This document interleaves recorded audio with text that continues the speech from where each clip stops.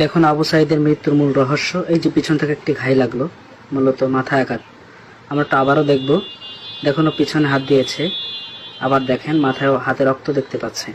আবার দেখেন পিছনে আঘাত লাগলো, এই যে মাথায় আঘাত লাগলো, এবং মূলত এই মাথার আঘাতের কারণেই কিন্তু আবু সাঈদের মৃত্যু হয়েছে।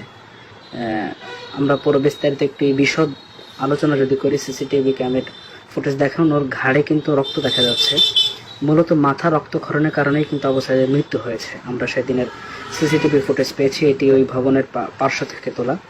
অর্থাৎ আবু সাঈদ যখন গুলি লাগে তখন এটি বিকেল 3টা নাগাদ আমরা জানি, কিন্তু আবু সাঈদকে যখন হসপিটালে নেওয়া হয় তখন রাত 8টা 5 মিনিট বাজে।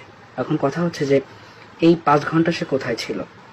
হ্যাঁ, এবং দ্বিতীয় প্রশ্ন হচ্ছে যে পোস্টমর্টম বলছে আবু সাঈদের মৃত্যু হয়েছে অতিরিক্ত রক্তক্ষরণে। আমরা যেটা দেখতে পেলাম ভিডিওতে যে পিছনে আঘাত, তো পুলিশ হচ্ছে ডান পাশে, এই যে গেট দেখতে পাচ্ছেন, গেটের ভিতরে, তো পিছন থেকে কারা আঘাত করলো এটি একটি প্রশ্ন। এবার দেখেন আবু সাঈদ ওই যে আসছে একেবারে বাম কোণা থেকে, ওই যে আমরা একটু দেখি, এবার শুরু থেকে আবারও দেখি। ওই যে মাথায় ঘাই লাগলো, পিছনে দেখুন হাত দিয়েছে এবং হাত দিয়ে রক্ত দেখতে পাচ্ছে। দেখেন আমরা আর একবার একটু পিছনে টেনে দেখবো, দেখেন ও হাতে রক্ত দেখতে পাচ্ছে। এবার ওই যে আবু সাঈদ, আবারও দেখি, এখনই লাগবে আঘাত, ওই যে লাগছে বাড়িটা। হ্যাঁ, এখান থেকে মূলত হচ্ছে কাহিনী, কিন্তু ভুয়া গল্প রটানো হয়েছে যে পুলিশের গুলিতে মারা গিয়েছে। যা হোক, আবু সাঈদ দেখতে পেল যে তার রক্ত লেগে গেছে, তো সে ওইখান থেকে ওই সময় তৎক্ষণাৎ একটু সাইডে যায়, এবং তার এক বন্ধু আমরা দেখতে পাচ্ছি যে মাথায় হাত দিয়ে দেখতে পেল যে গুলি লাগছে। তো ওইখান থেকে ঘুরে আবু সাঈদ আবারও সামনের দিকে যাচ্ছে, আমরা দেখতে পাচ্ছি। এবং দেখেন ওরা কি ক্ষিপ্র গতিতে কিন্তু পুলিশের দিকে আক্রমণ করছে। যা হোক, ওই যে এবার মূল যে কাহিনী আমরা দেখতে পেয়েছি, যেটি ওই যে আবু সাঈদ দাঁড়ানো দেখছেন, এবং এই যে পুলিশ ডান পাশে গেট থেকে, এই পুলিশ এখান থেকে মূলত ফায়ার করে।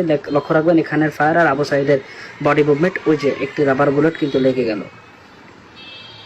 রাবার বুলেটে সহজে কিন্তু মানুষ মরে না, এই রাবার বুলেটে মৃত্যুর সংখ্যা খুব কমই আছে। কিন্তু এখানে কি ঘটলো দেখুন, ওই যে আবু সাঈদের গুলি লাগার পরে আবু সাঈদ চলে গেল, গিয়ে এখান থেকে উনি হেঁটে যাচ্ছে, গুলি লাগার কারণে উনি হেঁটে যাচ্ছেন, হেঁটে গিয়ে এখানে বসে পড়বে। আবু সাঈদ ওই যে বসে পড়লো।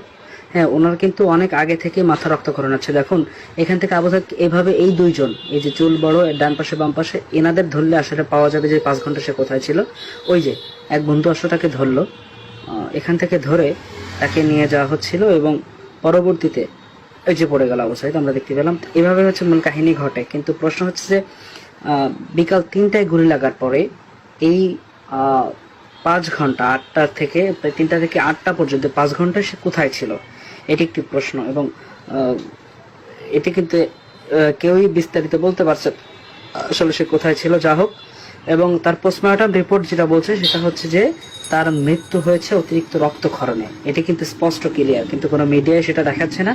যা হোক, এখানে তৃতীয় কোনো পক্ষ ছিল যারা কাহিনীকে ঘোলা করার জন্য এগুলো করেছে।